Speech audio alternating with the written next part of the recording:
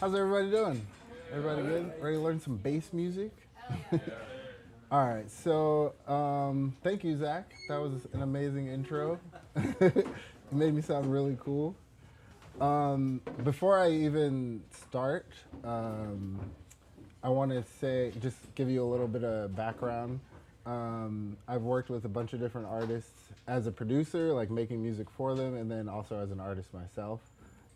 I've released tracks on probably Ousla is probably the biggest one you guys would know. I've worked with like David Heartbreak, Gladiator, who you know very well as well, and a bunch of other people. Amir Says Nothing, who's a hip hop artist. So I've worked in different genres, but bass music is definitely my forte. I like playing the whole track from the beginning instead of just like diving right in, so we can just kind of listen to it for now. I'm gonna turn the master chain on, so it's gonna be loud, so be ready.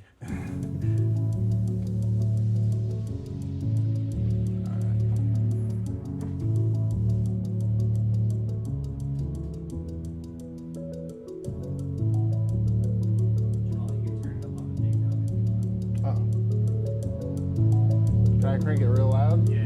All right.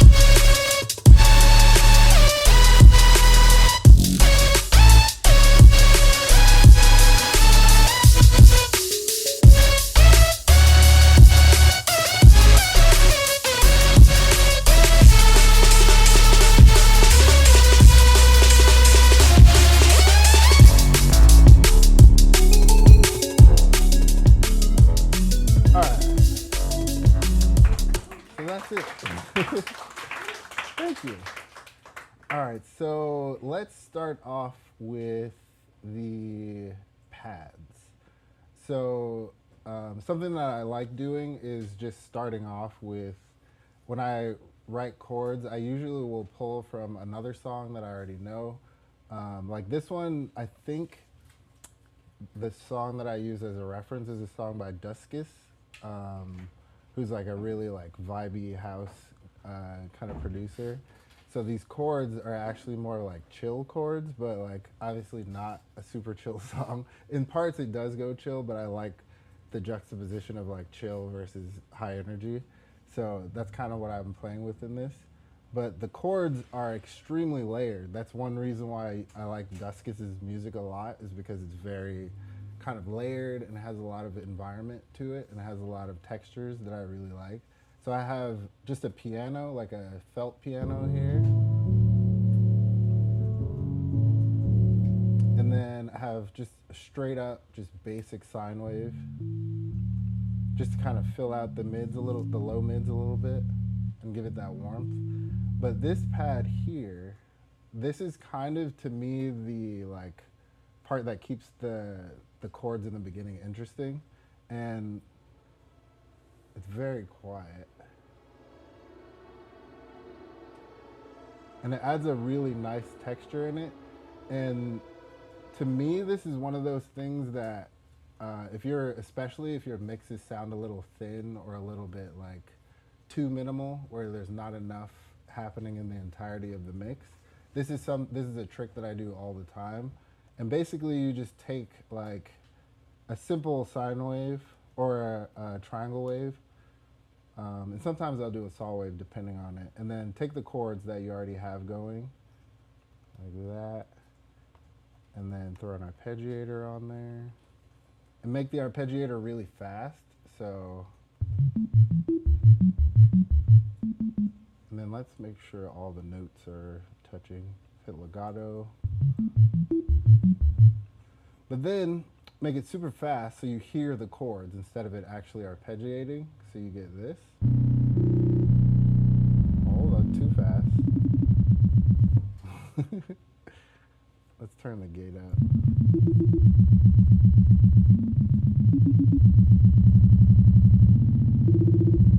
There we go, we're getting there. And then let's try maybe a triangle wave.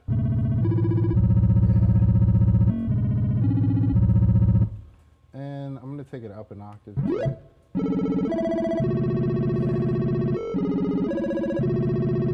And then what I do is I just drown it out in reverb, just completely, so that you don't hear any of the arpeggiation. And I use the Valhalla Supermassive for that. And this one's actually free. And the preset I use, go to reverbs, massive, billions and billions.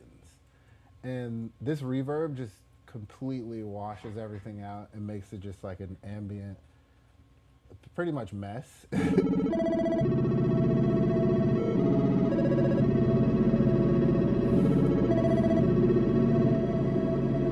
So yeah, let me turn it off so it actually stops. And then I turn the mix all the way up, and then I freeze and flatten it so that it ends up being audio, because it takes so long for that reverb out sound to pull in. I freeze and flatten it to lock it in, and then grab the part of the sound where you can actually hear the chords happening. So it actually ends up just turning into a pad. But it's a really textured pad. It's not just like a basic sounding kind of soft pad that's happening.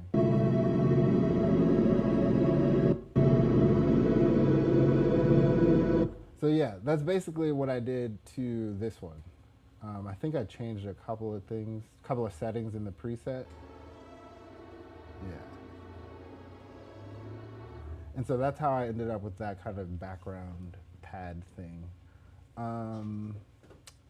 The other stuff, like this sound, some sounds I picked out that are just kind of like basic Ableton sounds. And I know a lot of people have this misconception that like stock instruments aren't cool. But if you mess with them and essentially you break them and you treat them kind of as you would any other synth like Serum, or you kind of dig into it and kind of mess with some of the parameters, that's a really good way to get interesting sounds. And it's not gonna like make your computer crash, and you don't have to like download a cracked plugin and all that, and it still sounds dope. So I have this like kalimba kind of sound, and I think it's in the, what is it?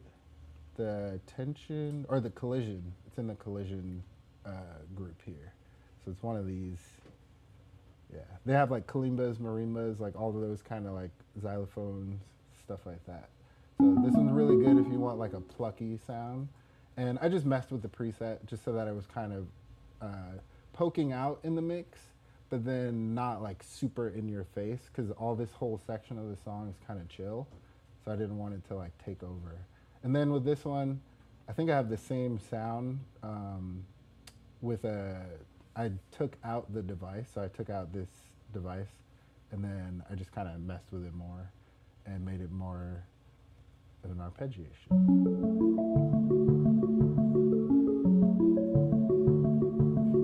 And then when you listen to them together,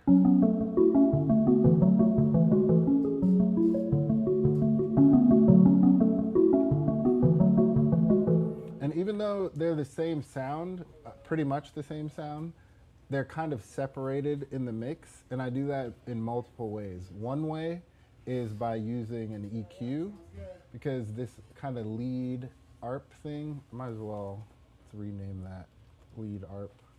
This kind of lead ARP thing the reason why it's separated out is because I don't have any EQ on this. I just have a compressor, and that compressor is there to kind of make it poke out a little bit, to kind of push it forward in the mix.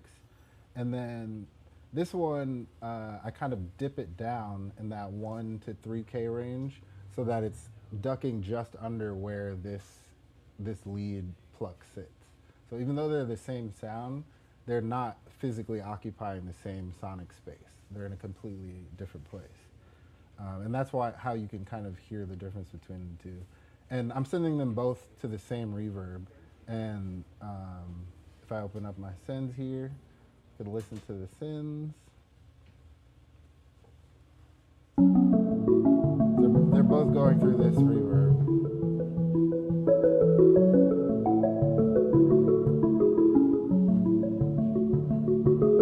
And that has the effect of kind of uniting them both together because they're both living in the same space.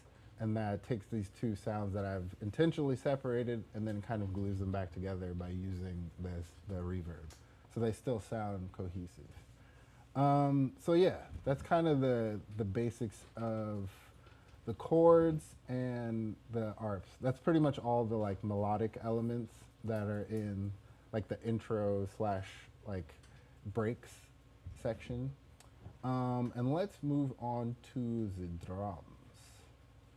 So drums are something that I generally will, sometimes I'll start a track with just drum beats in mind, but I've been playing in drum and bass a lot lately. This past probably like year and a half, I've been really diving into drum and bass. And something that's interesting to me about drum and bass, it's kind of similar to house music where you have that like rhythm that like tells you that's what this genre is. Like this is the drum and bass genre. That's what this is. And because coming from like the world of hip hop could be any kind of beat. Like you could have the kick hit anywhere. The snare pretty much hits in the same place. But with drum and bass, the drum patterns tend to be very static, and I like that limitation, and I like having to like kind of conform to that. But then throwing in a little bit of sauce every now and then to kind of make it more unique and make it something that's more interesting to listen to. Because having it can become repetitive really easily, and so you kind of have to battle with that and kind of fight against that.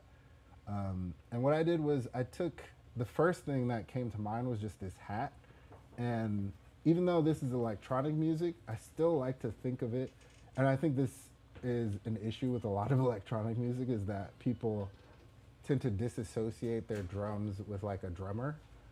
So people try to like think of it as like, oh, this is a separate thing. Like me programming drums is different than like a human being sitting down in a drum set. And I think it's helpful to not think of it like that. So when you're programming your drums, think about it as if you're a human being with 4 appendages. You have 2 hands, 2 feet, and that's what you use to play the drums.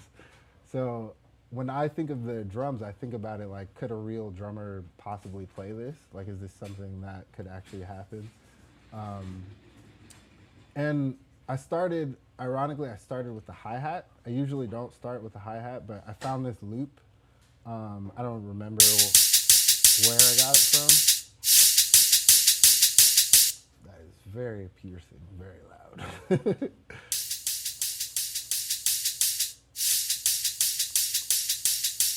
But that sounds very robotic. It sounds very like straightforward. And what I did with the loop is I resampled it, but there's a trick you can do if you go into the types of warp modes. I have mine by default set to complex mode, but I switched it to beats mode. And then there's this little set of arrows down here. By default, it's going to play the forward and reverse, the forward and backward arrows. And then there's the 2 sets of arrows, but the single arrow will essentially highlight the transients. So the transient is when it goes from the loudest point to a quieter point. So the transients are all these beginning hits that you see. So like there, there, there. And this percentage here is how much percentage of the sample it's going to play. So as I pull this down,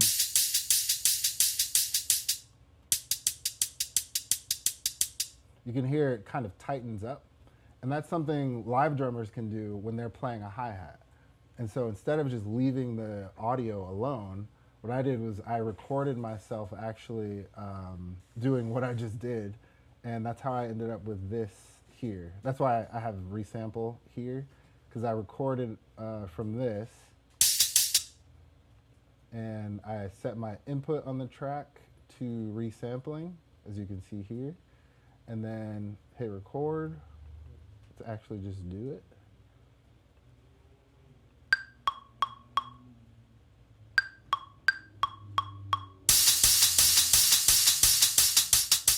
Like that.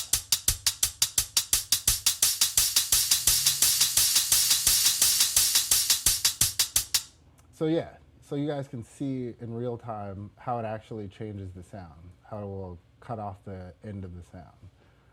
And that's something that like I hear a lot in rock and roll, where it's like as the song builds up, the hi-hat will open up more, and that's something that I take directly from live drums. So that's mostly what kind of like inspired me to make the drums the way that I made them. And you can hear it during the drop. There are certain parts of the drop where it's just this straight hi-hat where it's like super high energy, and I'm imagining the drummers just going to town and just playing all out. And then here it's a little bit more dynamic, and it adds in a little bit of, instead of it sounding super robotic, it adds in something a little bit more live sounding. So we go from this.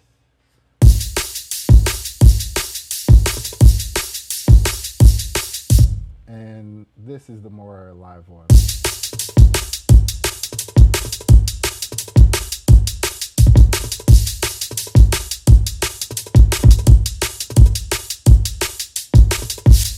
And then on the last 4 bars, you can hear it kind of slowly opens up.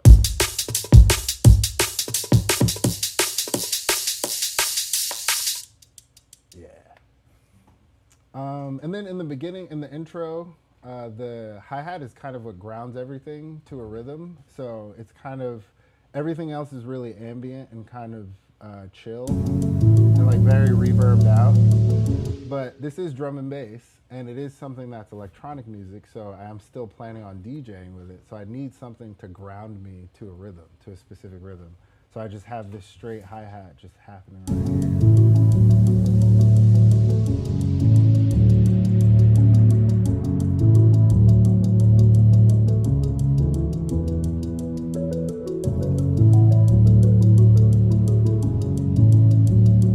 It almost sounds like a clock.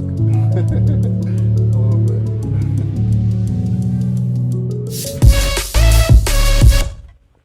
All right, so another thing I do a lot is create extreme dynamic differences. And I like doing that. Some people don't like creating like a extreme dynamic difference, but I think it makes for a more dramatic and like impactful song, and it's something that kind of like hits a little bit harder because you're almost not really expecting it to happen like that. So I go from being super quiet and super chill to the only real like transition element is just a reverse hi-hat, and that's kind of introducing what's happening. And yeah, and then the snare I think is just a sample. Yeah, the snare is a Teddy Killer sample, who's a drum and bass producer. But I liked this snare because you can kind of hear the tail end of a hi-hat in it, and it's that like small of a detail to me is something that's really interesting about the snare sample. And it even adds in a little bit of a rhythmic element, and it kind of changes up the monotony of everything else that's happening.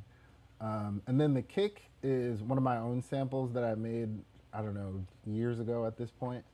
But I remember the sample started off as a sine wave that, because I have one of those little Volca synthesizers, the little like, I forgot what it's called, but it's just a tiny little synthesizer, and you can plug it into MIDI, and it has a little like pad on it, and you can like play it. It has a little speaker on the back. It's pretty. It's like $100 or something like that. But it has really interesting ways to mess with the oscillators on it, And so I turned up the pitch envelope on it. I made it sound really crazy, and then I filtered the top end off of it so it doesn't sound like a laser. And I ended up with like a really thumpy, like punchy kick. So the kick drum actually has a lot of really, really good low end, but then also really nice, like clicky, almost clicky kind of high end. So that's why I picked this one. And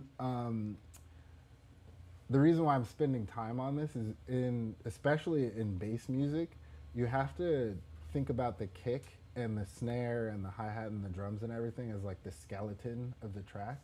Like if you think of your song as like a human being, for example, could be any animal, but the skeleton of the track is going to be like all the different drums that are in it, and the kick drum is like the spine of the track. It's like where everything kind of comes off of where the kick is.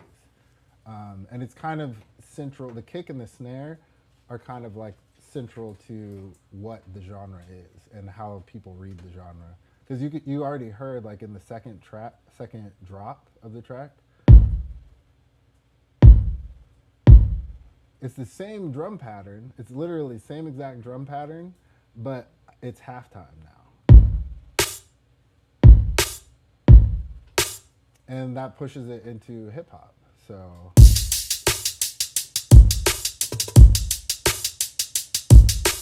like I can just come down here and double time it like that, and then you'll hear same exact drum pattern. So yeah, that's why drum placement is really important, and the type of kick sample that you pick for the genre is super important. So for me, like this kind of kick works for hip hop and it works for drum and bass, and it's partly because they live around the same BPM range. Just one is halftime and one is full time, but it's a shorter, faster kick, and that type of kick is better when you have like longer bass sounds. So you want to create a contrast between, because your kick and your bass live in the same sonic space. So you basically have to combat that with how long or short either one is. So if you have a long bass, like with this song, I have a long bass in it. I'll just play the sub for you. So it's like a longer bass sound, so you want to have a shorter kick sound, so that your kick and your bass are living together and they're not fighting for the same space. And that's an issue I see with a lot of, with honestly all kinds of producers, is that they'll have like a big, thick, chunky kick sound, and then their bass is also big and thick and chunky, and they're just fighting for the same space. So you kind of have to make sure that you're picking a sample in the first place that's not going to fight with the bass that you're writing. If you have like a shorter, plucky bass, then it's fine if you have like a longer, thicker kick drum. And if you have an 808, the 808 is both the kick and the bass. So, and sometimes I'll layer a kick on top of an 808, but the 808 kind of lives in the space of both. And if I'm layering a kick on top of my 808, I'll make sure that it's a tiny little, like almost a hi-hat of a kick. It's like almost just like a little like, it's just to add a little bit of click to the beginning of the 808 sound. You guys have any questions so far?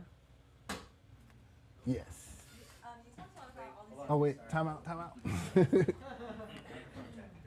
You talked a lot about the different sonic spaces. Yeah. In the song, love that. Could you kind of go through what you would say are the core sonic spaces we need to be paying attention to in these, like a D&B track? Yeah, that's a really good question.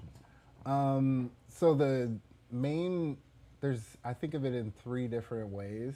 There's volume, which is how loud everything is in relation to everything else. There's timing. So, and I mean timing in two ways. There's time-based effects like delays, reverbs, things like that. But then there's also the literal timing of when things happen, and that falls into like arrangement. And then the third thing is EQ and like where things happen in the frequency spectrum. So there's volume, timing, and then frequency. So those are the three main like sonic spaces that I'm talking about. And I guess there's a fourth one too, because there's something about, because everything is 2D, everything that we're looking at it on a screen. So everyone kind of processes music as like a 2D thing, because you see things go from left to right. But music is three-dimensional. Sound is three-dimensional, I should say. And so you have to also think about it in terms of where it's happening in a physical space. Like, like you heard I said with the ARP, the like lead ARP thing, that it was more forward and it was more kind of in your face, and everything else was kind of pushed behind it. And that's actually something that you have to think about too, is like how far forward in the mix is it? How far back is it? And when I'm mixing, I try to think of it in like a physical space. I try to think of it as like the song, if the song was happening on stage, and even though it's electronic music, think about each instrument as like a person standing on the stage. Like, is the lead synth player walking out front and then playing his synth and then walking back? Or is the keyboard player just kind of like chilling in the background, just playing the chords? Is the drummer front and center right now? Is he just like getting a drum solo in? And I think it's helpful to think of it, at least for me, it's helpful to think of it in like a physical space, because then you kind of think of your mix as happening in that physical space. And that's led me to make better mixes. Did you have a question? Actually, did you have a question? Yeah, okay. yeah. And then, Do you use velocity to kind of make sounds like a hi-hat vary to make it sound more realistic? Yes, definitely. I didn't do it in this track because my hi-hat is sample or is audio based, but I did do it with the kick in this. Yeah. So like if we look at the MIDI here, like these two kicks are kind of like, they're like ghost hits. They're more there to kind of break up the monotony of the like the same like doo, doo, doo. And it's kind of there, but I don't want it to be as loud as like the main kind of like anchor kicks, but I'm adding them in there to kind of break it up. So I use velocity all the time. And that's something too that goes back to like kind of having a live feel, because if everything is exactly the same velocity, it feels robotic.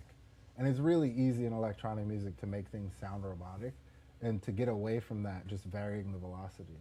And again, thinking about how the human body works is, if you're playing two kicks really close to each other, you're not going to be able to hit it super hard. You're not going to be able to hit it at the same volume as you do with the main kick drums.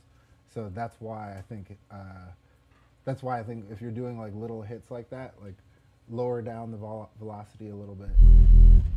Oh, I still have the sub.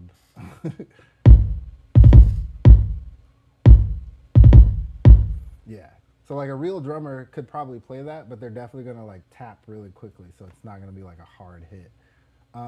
Something else to like, actually what I'll do is I'll take this sample and I'll drop it into sampler, or simpler I should say. Let's do that. Something else you can do, if I just, let's do like that. Let's do some eighth notes. Where's C?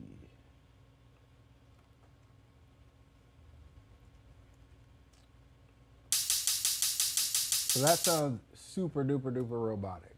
Sounds not that good to me. So if you go over to the controls panel, you have all these different controls here that are kind of designed on purpose to make the sample that you're playing not sound robotic. And this is something I use, these four things here are something I use all the time, because it's already connected to an LFO. So like if I push the volume all the way up, and let's turn off retrigger. Retrigger means that the LFO starts at the same point every time. So every time the sample plays, it'll just continue playing like the LFO isn't changing things. So I turned it off. And now you can hear the volume going up and down. To make things sound a little bit more organic, I'll mess with the volume, not up to 100%, maybe like at most like 20%, because you don't want it to be super, super audible. You just want it to be not sound robotic.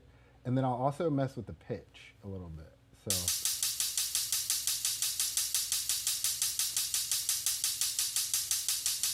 And then let me turn this down a bit. And I'll often, you can set it to music notes. So like I'm playing eighth notes, so we can set that to eighth notes. But when it's set to eighth notes, you're essentially making it do the same exact timing every single time. So what I like to do is set it to hertz and then mess with the hertz. You can also look up, like the song is at 172 BPM. You can also look up how many oscillations an eighth note would be, or like how many oscillations I don't know, a dotted quarter note is. And then have the hertz. I wouldn't put it dead on to like what the actual note is. I would put it around there so that the variation that's happening isn't like so robotic that you're kind of defeating the purpose of using this. I just kind of set it to something kind of random, because when you're playing live, when you're playing a real drum set, it is like, even if you are the most robotic drummer ever, every single time you hit the drum, you're gonna hit it slightly differently every single time. So that's what this section helps you do, is make it sound a little bit more organic. And also doing things like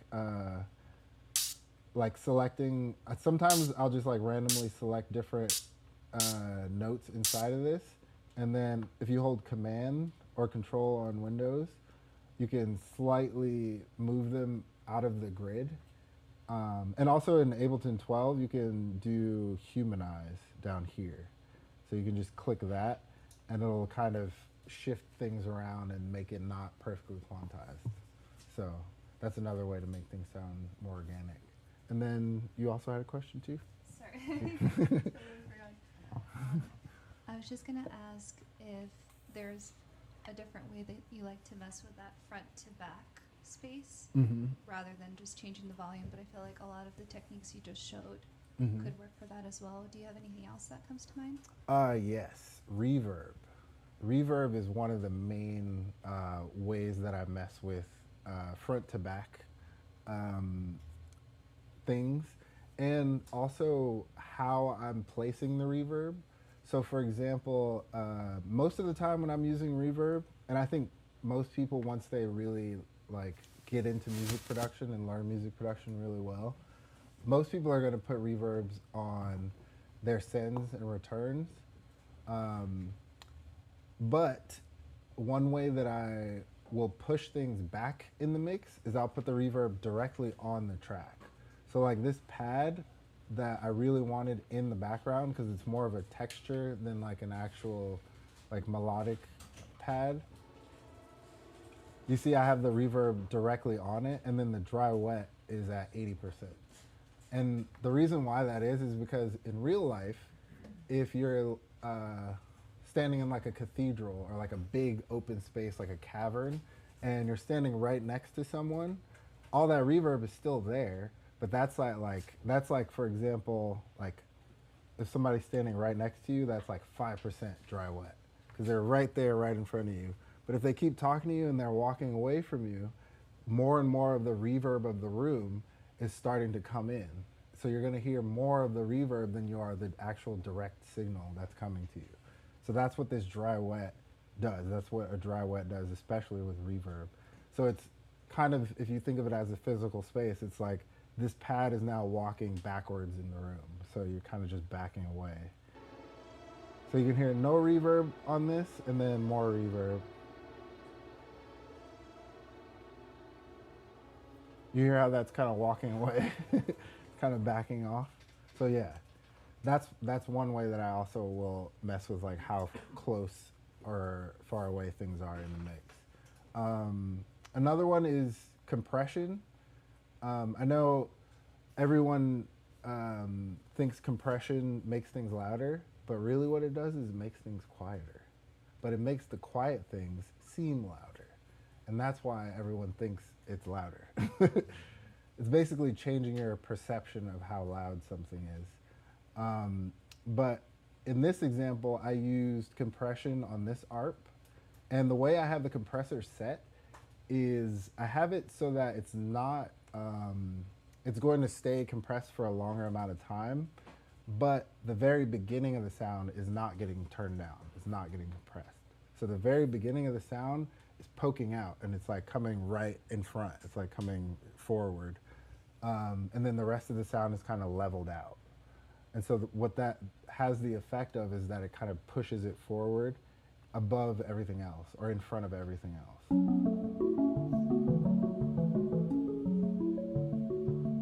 So yeah, that's why even though these are the same sound, the pluckiness of this sound isn't quite as plucky as this sound. Like this one's like a plop kind of sound, and then this one's, it's still plucky, but it's not quite as in up front. So yeah, that's another way that I do it. And then also volume too, just straight, just how loud something is. The louder it is, the more forward it is. That's, and same thing goes with these two again. This ARP is 4 dB louder than this one. So this one's just straight up just louder. All right, so let's move on to these big chords. I have them in the bass group, but they're chords. So let's play the whole thing.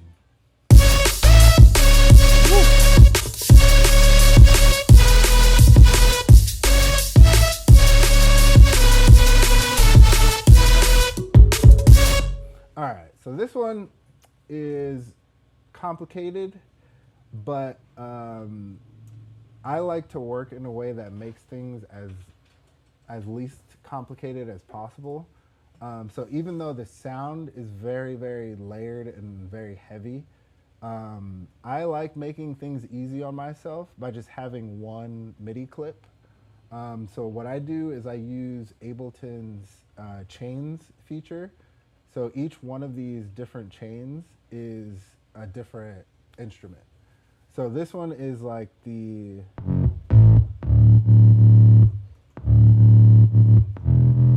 that's just like all the bass notes. It's just playing that kind of like low mid, bassy kind of sound. This one is the mids,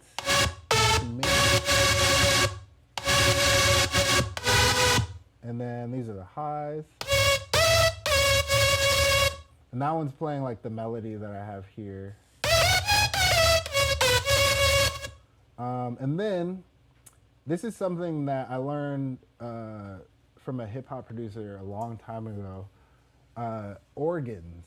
Organs are a great layering thing to add in because organs have so many overtones and just like really interesting harmonics that adding in an organ, it's just a straight up organ sound too. Like if I turn off all the post-processing, I don't really have that much on it. But it's literally an organ sound.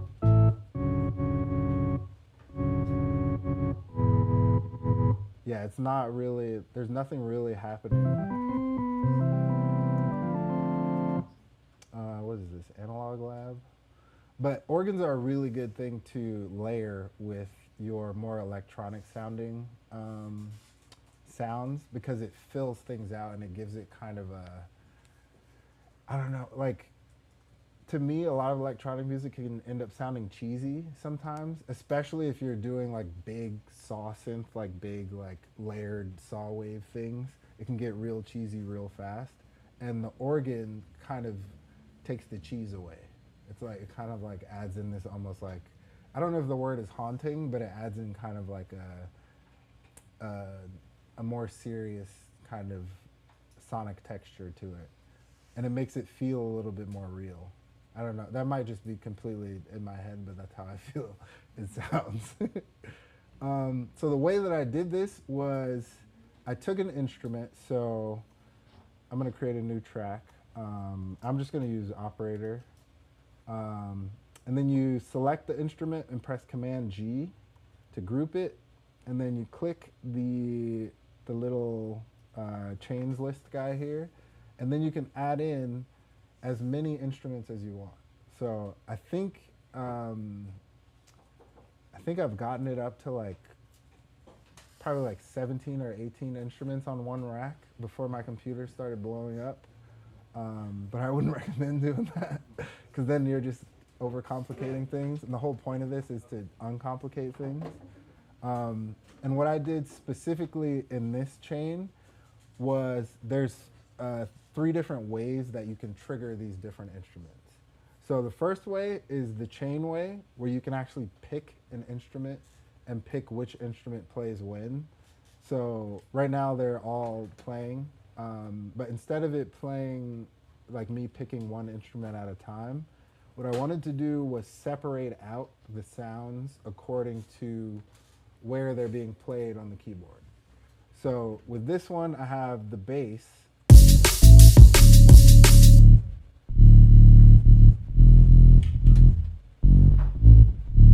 So only the bass is playing, and I have from C-2 to B1.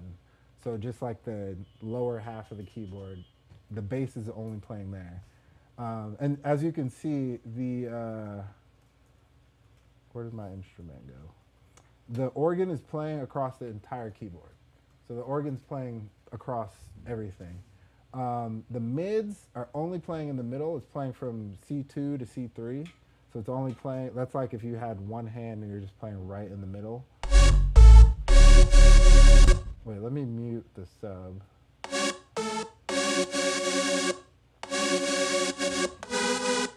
And you can see I have it written to where the 2 middle chords, middle notes are playing only for that mid synth.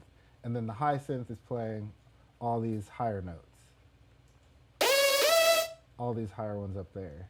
And basically it allows me to just write one set of chords. I don't have to separate out all these different instruments and create all these different tracks, because to me, I kind of get lost after a while, and you have to like copy over another MIDI track and then drop this down and then transpose this key to this key, and then it's much easier to just write a chord and then play that chord and then make the computer do all the separating of all the instruments and things like that, and make Ableton do the separating of the instruments. So I'm just playing one MIDI track, and it's all playing the same chords, but I have it separated out by note. Something else that you can do with these chains is you can add on as many devices after it as you want. So like this is Serum. This is like the main sound, I guess, the main bass sound.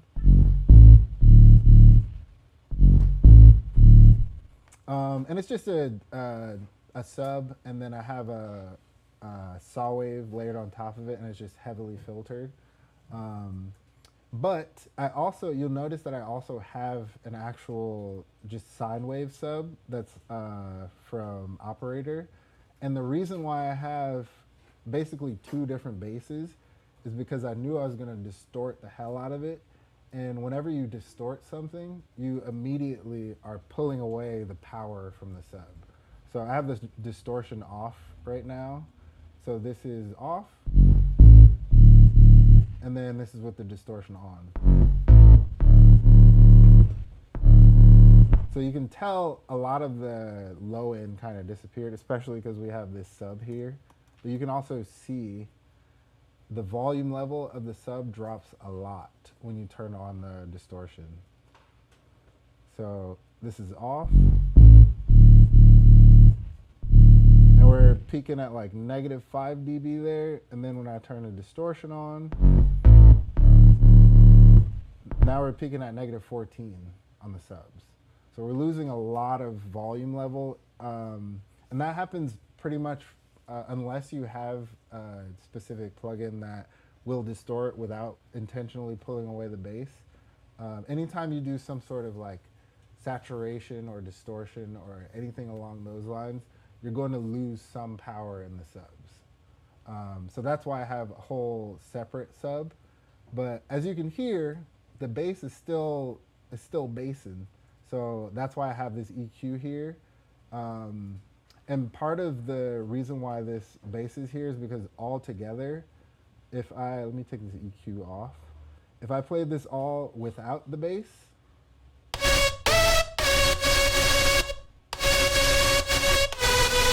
it sounds kind of harsh and brittle, and it's kind of like a little bit, it hurts your ears a little bit. But when you add the sub back in, the combination of all those sounds running through this one distortion, it kind of warms everything up, and it makes everything less harsh.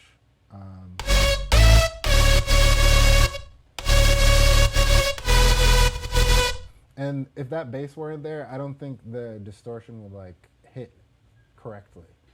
And that's something too. That's something that I hear a lot of like newer music producers doing, is just taking like a melody or like a bunch of different chords and just running it all through one distortion thing. And there's just something magical that happens with that, where you're just running all these different things that people used to run through like separate distortion things. But when you run it all together through one distortion, it just sounds wonderful. Yeah, there's a whole bunch of examples that sound really good. Any questions about this? Yes, no, maybe so. No? Yeah. I'm curious from a velocity perspective, how are the notes hitting? Are you adding variation, or is it more consistent? And do you also like modify it between the different parts that you just laid out? Like in terms of, is your sub consistent, things like that? Yes, yeah. So for the most part, the velocity is, it's pretty consistent because I had played this in and then I quantized it. So the velocity is just whatever I played in. But like the sub, for example, I'd have the sub at the same velocity the whole time. But some of the other notes are playing at different velocities. Like I know the melody, like this top end melody, is a little bit higher. Oof. Definitely a little bit higher. In terms of velocity, or this one isn't actually like varied very much, but part of the reason why I'm not varying it too much is because it's moving through the distortion. Because the distortion, if I pull the volume away too much, it might not actually make it through and you might not be able to hear it. But for the most part, it's just kind of static. The place that I use velocity the most is probably in the like more chill parts. So like in the piano parts here. So like you can see, let me unfreeze this. Yeah, you can see the velocity here is a lot more varied and a lot more, honestly more natural sounding because it is a piano. And I usually, if I'm doing like a live instrument version, then I'll try to play it in as much as possible, because that's the whole point of using a live instrument, is to make it sound like a live instrument. And I think I played this on the push, either a push or a keyboard MIDI control I have. But that's most of the time when I'm using velocity, that's what I'll do, is I'll use it for like more live instrumentation. But with like big synths like this, sometimes I'll just click it in and just leave the velocity the same, because that's again with the juxtaposition between like the live, like more organic elements, and then the drop where it's like more electronic and more like banger time. So yeah, definitely. Another thing too with this technique is it helps with mixing a lot, because you don't have to, it's already kind of laid out to be mixed the way you want it to be. Like the bass is the bass, the mids are the mids, the highs are the highs. And all I do with the EQs after that is I just accentuate what's already happening. So with the bass sound, I'm cutting off the highs, and I'm still leaving in some of the mids because I do want it to be more of a mid-heavy bass. And then with the mids, I'm cutting off all the lows and I'm cutting off all the highs because I just want to focus on the mids. And then with the highs, I'm cutting off all the lows and then kind of pushing it more towards the high end. So it's already and the organ, I didn't really need the high end or the low end, so the organ's kind of more sitting in the mid as well. So it's already coming out of this device, it's already kind of mixed. So going into the rest of the mix, all I have to really think about is how loud it is. Like, it's already kind of like mixed inside this little box here, and then when it comes out to the rest of the mix, I'm just like, what volume level do I need this to be at? Do I need it quieter? Do I need it louder? And it makes it a lot easier to process the whole thing. Let me turn that back on. Another reason why I cut it off the super low subs is because you can run into phase issues if you have multiple basses playing at the same time, especially if they're playing the same notes. And if they're both kind of like sine wave basses. So I always like to have just like a clean, pure sub that is only hitting the sub speaker. So you notice you're not hearing it in these other speakers at all. And that's because I know for a fact that this is something that's gonna be played in like a club sound system, or even like in a car or something like that. And on those sound systems, if you have a nice, clean, pure sine wave sub, it's gonna hit way harder. It's gonna actually, like, you can feel it in your chest. And that's something that you don't wanna muddy up. So that's why, even though I have a bass in this group device, I'm cutting off the super low lows so that my clean sub can live by itself.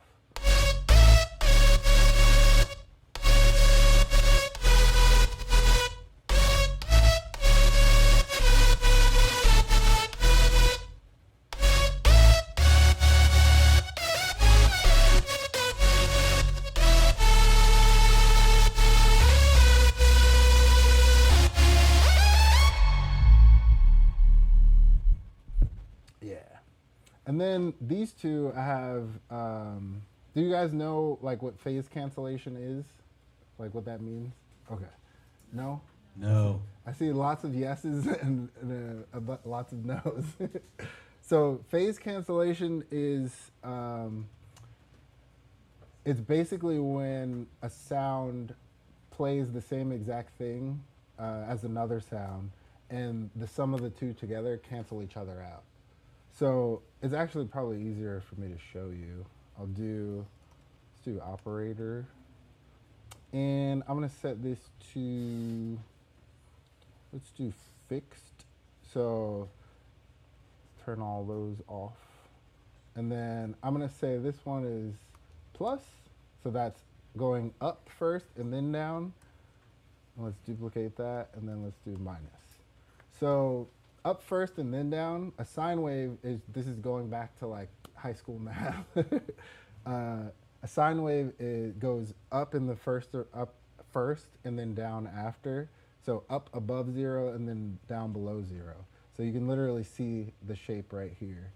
And then this one, the minus one, what I'm gonna do is switch the phase so that the phase, instead of it being going up first and then down after, I'm gonna shift it so that it goes down first. There we go. So that it goes down first and then up after. And then I'm just gonna do one note. And then it's all gonna play, it's playing at the same frequency. They're both set to 100 hertz. Yeah, they're both set to 100 hertz. So there's this one, and then this one. So one's going up, one's going down. They sound exactly the same, right? Okay. And then when I play them both at the same time, that's weird. We shouldn't hear anything. Let me take it out of the group. Did I not do it right? Oh, I wasn't even working on one that is fixed. Okay. This one, and then this one is 50%. Okay. They were both going up at the same time. All right, so this one, that's the one that's down. This is the one that's up. And then when I play them at the same time, we hear nothing. That's phase cancellation. Because they're both perfectly playing. One is playing up while the other one's playing down, so it's canceling out, it equals 0. So that's what happens when you, it won't happen as consistently as this is happening right now. Your bass will just sound weaker, and it'll just kind of like disappear and like reappear in some places, and it'll kind of sound like flubby. That's the best way to describe it. It kind of sounds like flubby. Like sometimes you'll hear phase cancellation as like a bass wobbling when you don't mean for it to wobble. And that's happened to me before, where it's like I'll have like a big sub drop, like a boom, and but then I'm also playing like an 808 at the same time, and then when you're playing them both at the same time, it'll be like boom, boom, boom, boom, boom, boom, boom, boom, boom. It'll just kind of like flop. So that can also be what phase cancellation sounds like. Is some of the frequencies aren't playing through. So all that goes to say, that's why I cut off all the sub frequencies in this group, so that it's not interacting with the sub frequencies in my actual pure sub bass. I also have another bass here.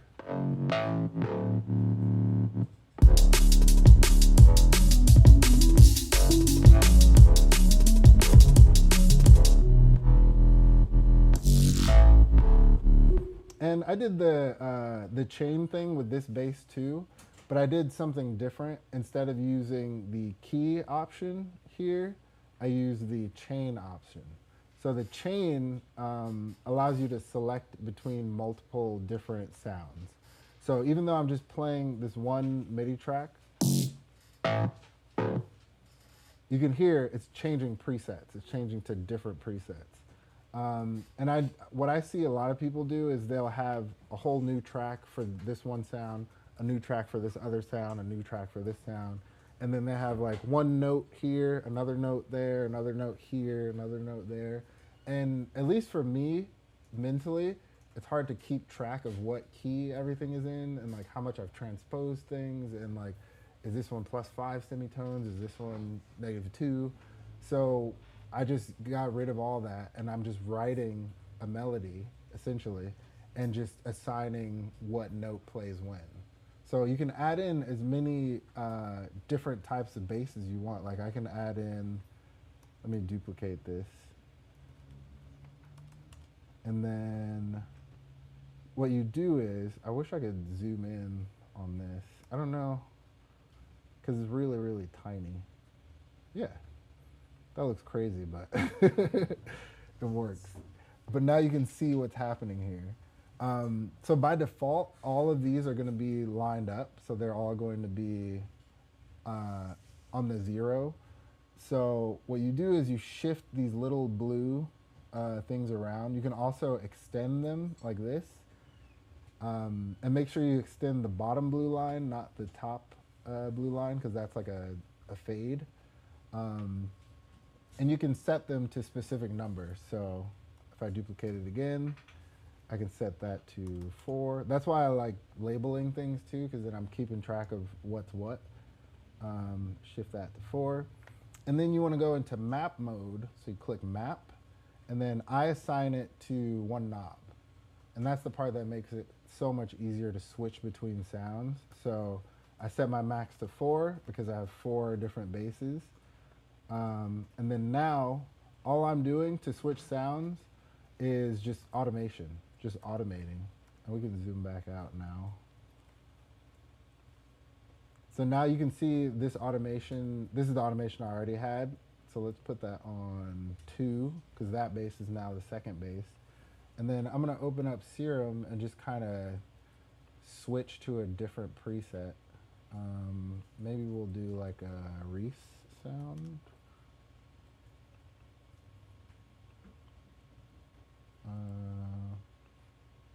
And what bass is that? Bass 3. So I'm going to put my automation lane on 3.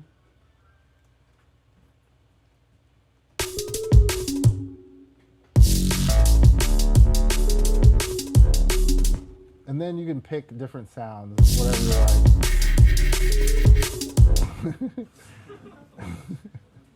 That sounded wild. All right.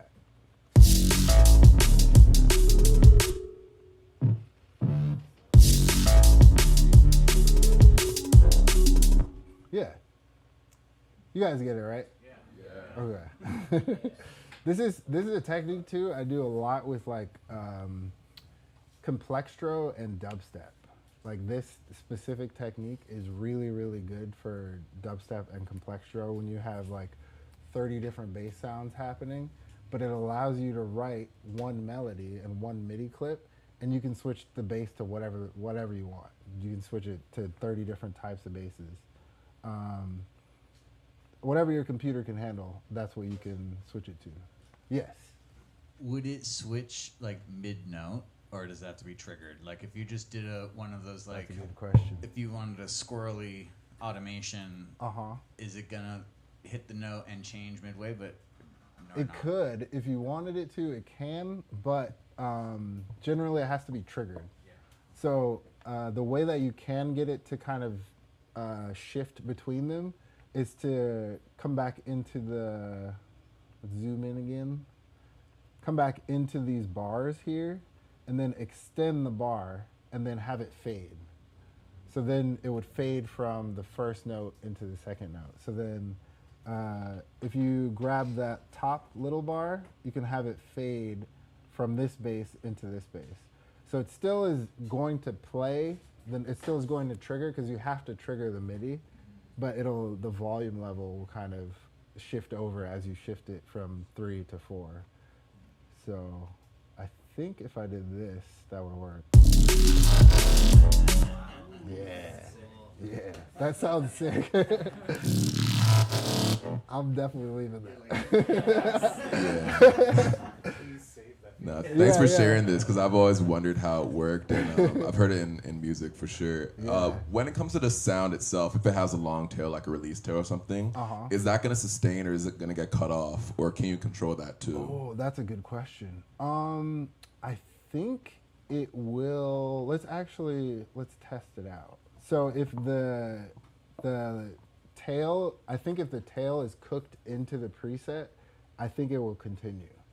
But if the tail is, I think external, like if it's like a reverb that I put onto it, I think it gets cut off because I think the chain itself is switching. So let's actually try it. I'm gonna throw a reverb on this. This is bass number 2. That's this one. Okay. So let's just hear just this by itself. Yeah, so that continued. The reverb is still going, so.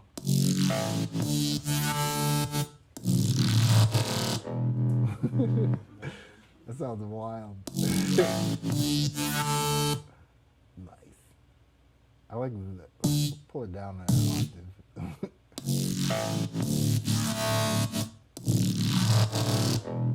Yeah. So yeah, that will hang off on the end, but I think if I put an Ableton reverb, so if I turn this reverb off, I think it will cut it off, but I'm not sure. All right, so that's on there now, and then, oh no, it doesn't cut it off. Yeah, so the tail will stay, so yeah. In both instances, which is good. So yeah, any other questions? Is this only in 12? No. What are you doing? This is something that you could do, I think, starting in Ableton 7 or 8. It's just the location that switches, right? Mm-hmm. Okay. Mm-hmm. Yeah, it might look a little bit different, but the mechanic is there. Yeah. Did you have a question? Oh, okay.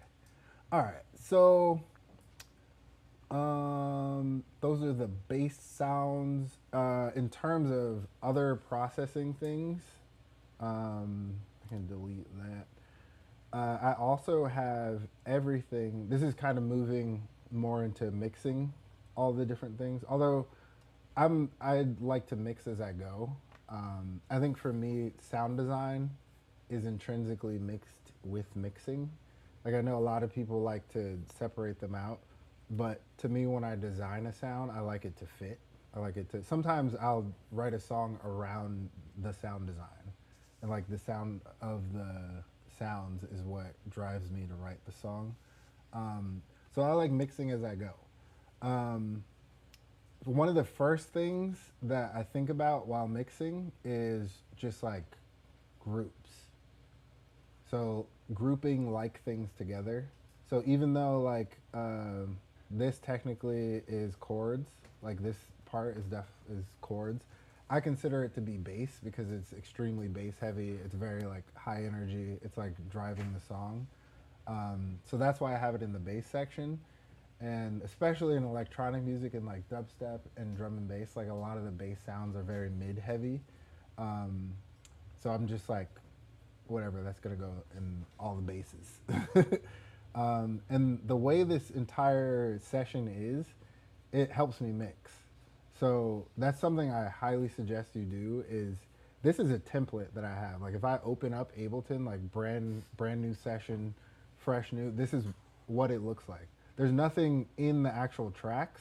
I think I might have like a kick pattern already like put out, like the kick pattern I always use, but it's already labeled. It's already got all the different color coordination things.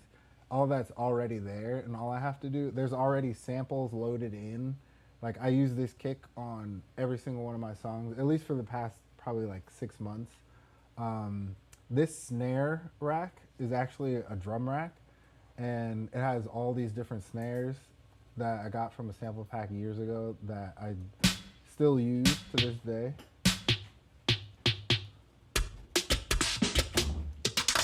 And that way when I open up Ableton, I can just get started working. I don't have to worry about like, do I like this snare sample? And then I'm just listening to snare samples for 30 minutes.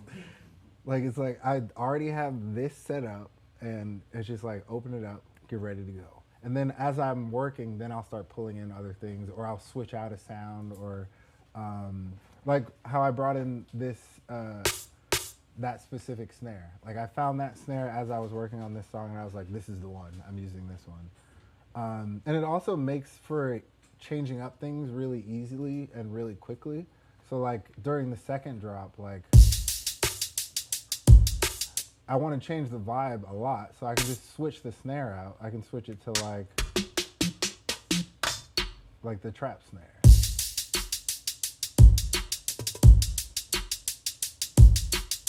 And then that completely will change everything if I unsolo.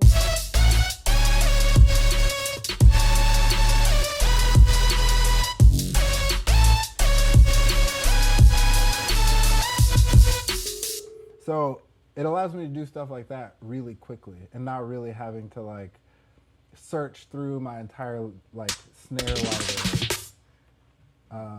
And I can just switch up the vibe really quickly. So having small things like that set up, and it's already like kind of pre-mixed, like it's already kind of like around where, like I had to change the volume level there. Like you saw I changed the velocity, I pushed it up a bit because that snare sample was slightly quieter than the Teddy Killers one. But it's like small changes like that. It's not like I have to completely revamp my entire mix. It's something that's like that took me less than 30 seconds. So yeah, it's small stuff like that. We're having things set up already. Saving default tracks, either default MIDI tracks or default audio tracks, are super duper helpful. Like you'll notice every time I create a new audio track, Command T, it already has an EQ, already has a compressor, already has a utility. And they're all off so that when I first turn it on, I'm not affecting what I'm hearing immediately, but I have access to an EQ, I have access to a compressor and a utility just right off the bat. And even diving even deeper, the EQ I have automatically set to oversampling mode, which is like it's like HD mode for your EQ. And then I think if I can do that with every, I should probably do that with that one too. Can I do it with this one? I can't do it with that one. And then the way that you do it is you right click and then save as default audio track. So set up whatever things you want on there, turn them all off, and then save that as default audio track. And then every time you create a new track, it'll just pop that on there. And this makes mixing so much easier. There's other things too, like if I grab an EQ8 and I double click, it jumps on the track. I already have this. This is my like default preset, because most of the time when I'm EQing things, I'm immediately going to take the low end out. That's usually that's most of the time when I'm EQing something, I'm probably looking to take the rumble or the low end or something like that out of the sound. So just having small like things like that can help your mixing workflow is super useful. And then things like this, like always having it in oversampling mode, it'll make your tracks sound better, and it's such a small little detail that most people never even care about. And it doesn't, because it's a stock plugin, it doesn't like take up more of your RAM or anything like that. So it's something really easy to do that I do all the time. Other mixing things. I like to, going back to the human body metaphor, especially in bass music, the drums, the loudest. You always want your drums to be schmacking, just absolutely hitting. That's the number one thing in any kind of bass music. Unless you're making like, I can't really think of an example. Maybe in some like more ambient genres, maybe, but then you're not really in like bass music world. So yeah, drums, I actually have it set up in how I like my volume levels. So some people will have it flipped. It's just dependent on how you relate to these things. Because like one of my other friends who I work with a lot, he likes his drums and his bass and stuff on the bottom, because he's like, it's like the low end, so you put it on the bottom.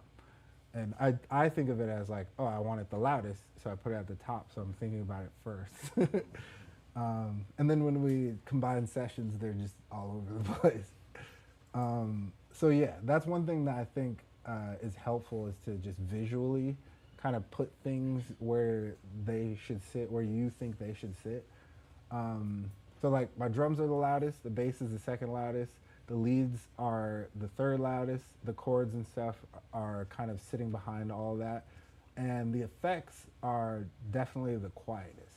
That's something I hear a lot, is people will spend a lot of time like picking out effect samples or designing effects, and then they're super loud in the mix, because this is something too when it comes to sound design. Just because you spend a lot of time on it doesn't mean it needs to be extremely well featured in your mix. So like for me, I spent a lot of time on this like whoosh sound, this one. And I think it sounds amazing. It sounds beautiful. It's got that like, it's like a butterfly floating by. And I like made it into an instrument. I made like I did all kinds of different things with it. I have macros set up so that I can do stuff like, it's basically like a synth, a white noise synth with a filter.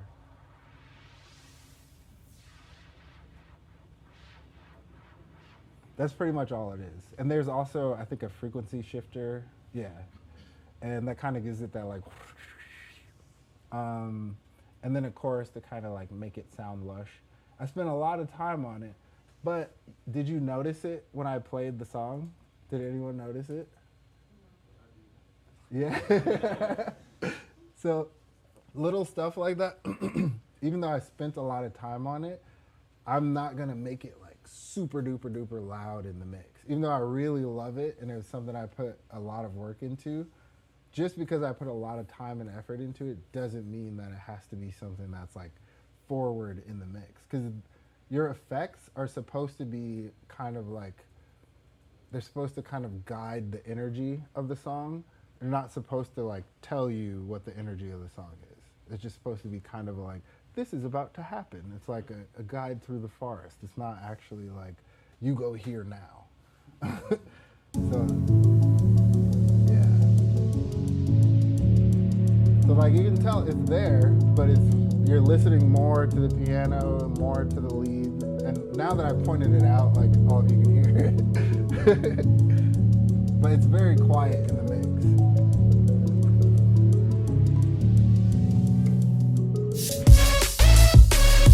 But for example, another one is this kind of riser sound. This is another one. I made this probably in like 2010, and it's in a sample pack. And I've secretly included this in every song I've ever made. Every single song. It is in the song somewhere. It's just like a little like, but you can't hear it in a lot of songs. Because I put this in like lo-fi hip hop songs, and like no one has any idea it's there because it's just like tucked in a back little like corner somewhere. But if you know to listen for it, you can hear it in there. And it's like, it's kind of a weird sound. I made it on Massive, I think. And it just sounds like, I don't know.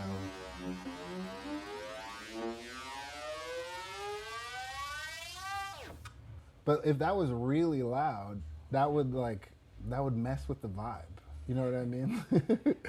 Because like the vibe of the piano and the chords and everything is all kind of like chill, and this kind of like, I don't know, plastic melting and ripping sound would just kind of mess that all up. But I still want to have like a rising kind of ebb and flow to the song, so that's why it's really tucked in there. Like it's -18 plus -15. Like it's pretty quiet. So yeah, just because you spent, all that goes to say, just because you spent a lot of time working on something doesn't mean it needs to be featured super loud. The last thing that I want to go over, so that's kind of like the gist of mixing. I know I kind of touched on a lot of different things, but that's the kind of the approach that I take to mixing things. The last thing is mastering. So I'm not gonna do like a full deep dive on mastering. I'm just gonna give you the basics. Mastering is essentially making your song as loud as everybody else's songs. That's basically what it comes down to. Making your track sound professional and sound like, if you're playing a song from, let's say like Subfocus, that your song, who's like a big drum and bass DJ, if you play your song, you're at the club and you play his song and then you play your song after, they should be close in volume level. Like you shouldn't make the DJ have to turn the gain up super high or super low. They should be pretty close in volume. And what I like to do is I like to create different masters for different places. So if I'm uploading the song to my distributor, if it's going out to Spotify, Apple Music, et cetera, I will master to the level that Spotify, Apple Music, YouTube, et cetera, whatever, I think it's LUFS, loudness units full scale. It's like -14 or -12. They all have different standards that they're going to do. But if I'm mastering my song to -2 LUFS, and they're gonna turn it down a lot. So then when it goes on to Spotify, it's gonna sound quieter than other songs that are also playing. So like, you ever heard like in a playlist where a super loud, like very well mastered song plays, and then the next song comes on and you kind of gotta turn it up, and you're just like, that's what's happening, is that the person mastered it way too loud, so the service was like, I'm gonna turn this down so it matches closer in volume to everything else. I use a bunch of different ones, but the waves, this one, WLM meter. This one's very helpful. It actually gives you LUFS. It gives you short term and long term, and then it gives you a range as well. So this one is, I'll turn the like mastering that I have on off right now.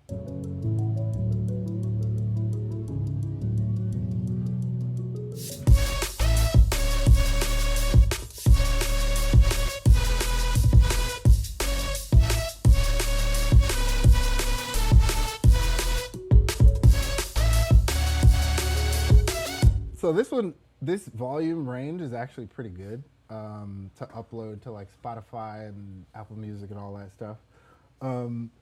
Once I turn on the mastering that I have, it'll bump that up. So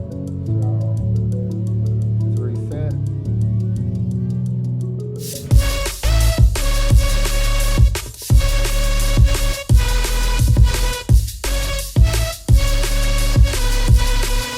It's actually quieter than I thought. But those are two different mixes. Those are two different places that I'm going to send these to. So one thing I would do is I would probably, for the quieter one, all I would do is put a limiter on that. I would just put a limiter on it, call it a day. Because a lot of people become obsessed with mastering when they don't realize if you obsess over the mix, your master is going to sound phenomenal. Like if you do the best mix possible, all you have to do is turn the volume up. That's really all you have to do. That's, to me, that's what your goal should be, is to make the best mix you possibly can and then turn the volume up a little bit. What I do when I'm mastering it for loudness is I use a multiband compressor and then I use a limiter. And I also would suggest, I haven't actually mastered this yet, so it's not really like a real master yet. Let's do EQ, compressor. Let's put that over there. All right. So this is the process I usually go through. I'll do an EQ, but I switch the EQ to mid-side. So normal EQ is going to EQ the left and right channels at the same time, at the same volume level. Mid-side is basically, it's taking the mono and the side information separately. And what you want to do is kind of cut off, you want to cut off like the super duper duper like muddy lows. So anything that's below like 20 hertz, you don't really need that in either. So I'll set this to ×4. I just did that without even thinking, because then it's a very sharp, steep cutoff. And then you set this really, really low. So like, I don't know, 15, 16 hertz. Sometimes for bass music, if you know, for example, like you have a pure sub sine wave, you might not need to do this part, because sometimes that's the part that you feel.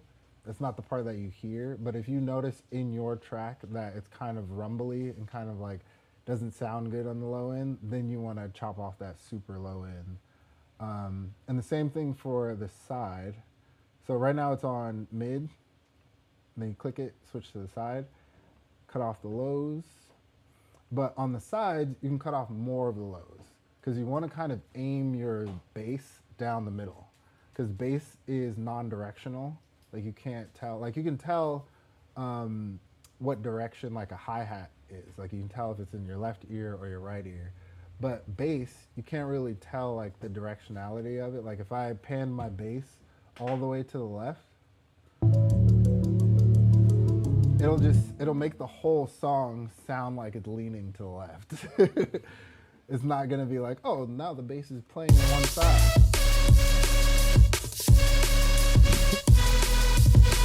Flip side.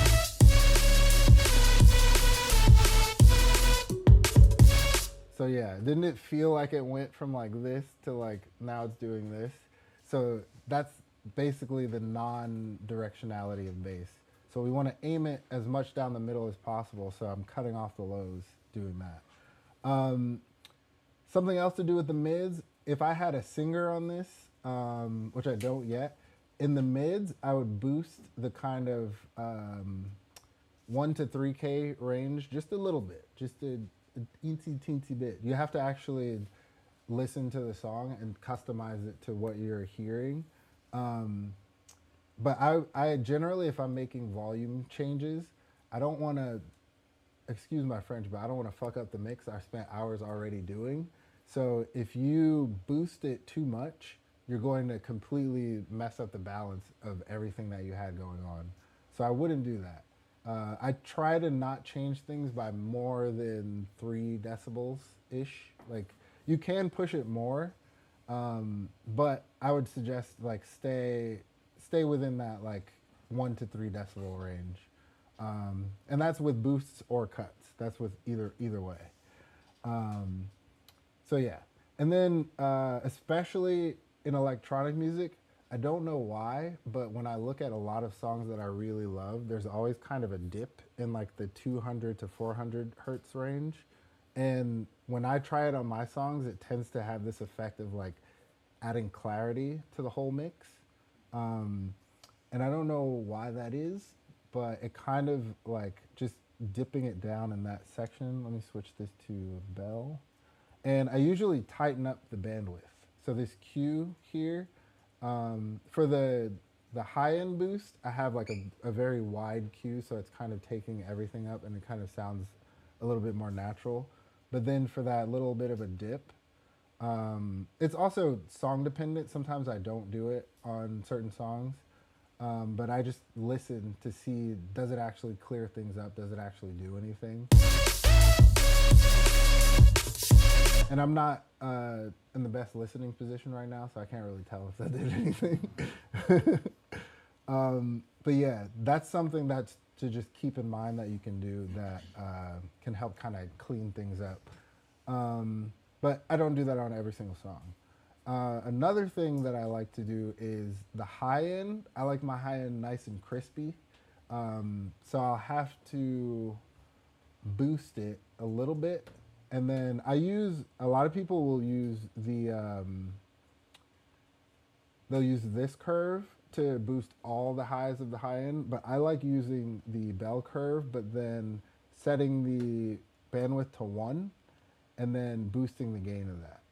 And for whatever reason, it adds in some really nice, I guess the algorithmic, the way that the bell curve works as opposed to the shelf curve, just, I don't know, it sounds better to me, especially in headphones.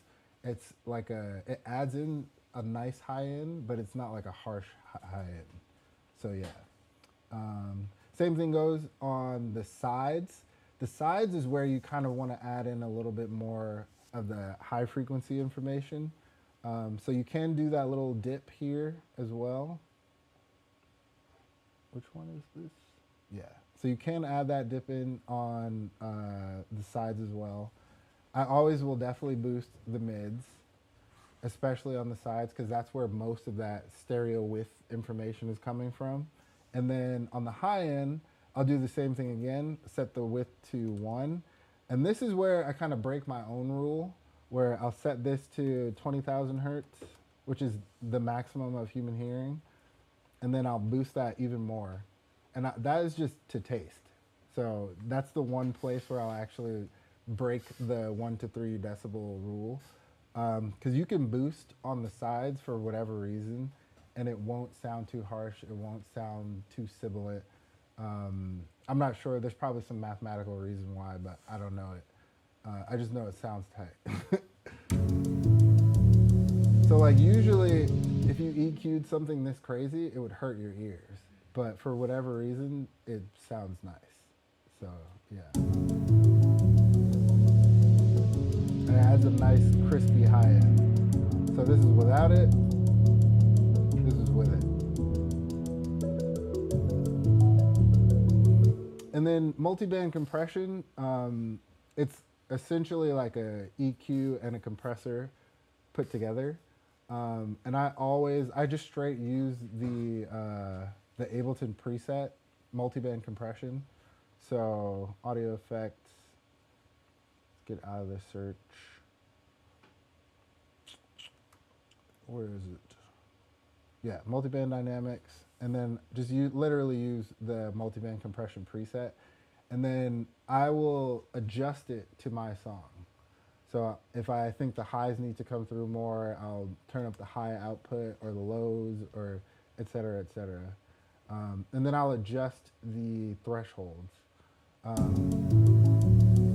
And you want your attack and release times to reflect what's happening in the song. So the high end, it's a lot of hi-hats. It's a very fast kind of sound. So you want your compression to be fast or faster than the compression for everything else. So that's why you can see your attack and release times are shorter in the high end. They're kind of in the middle in the mids, and then they're longer on the low end because the low end tends to be longer. So that's just like a good general rule of thumb with multiband compression. You also don't, this is one of the things that can make your entire song sound wonky, and you might not know why. Do not mess with different ratios in your separate compression bands. So don't have like the high end be 4-to-1 and then the low end be 2-to-1. Like it's gonna make your overall compression sound weird. It's gonna make like your high end sound really like sharp and punchy, and then your low end like slow and wubby. And it's like, unless you want that effect, a lot of people will do that and they don't understand why the song like started sounding weird, but that's why, is because you have different ratios. So that's why you'll see all these ratios stay the same. And that's a small detail because obviously most people are going to want to change the ratios of their compression. So I'm just pointing that out to not do that. The next thing is like a overall compressor. The overall compressor, you want it to not compress too heavily because all you're really trying to do with this is drive up the perceived loudness. So you want to have a slow attack time and a slow release time and a pretty low threshold and definitely a low ratio. So as low as you can set it. I picked this compressor specifically because it's fashioned after the SSL bus compressor, and that's really good for gluing mixes together. And it does a good job of driving up perceived loudness. And then wherever the needle is jumping around at, that's how much you turn up the makeup gain. So I could probably back off on this threshold a bit.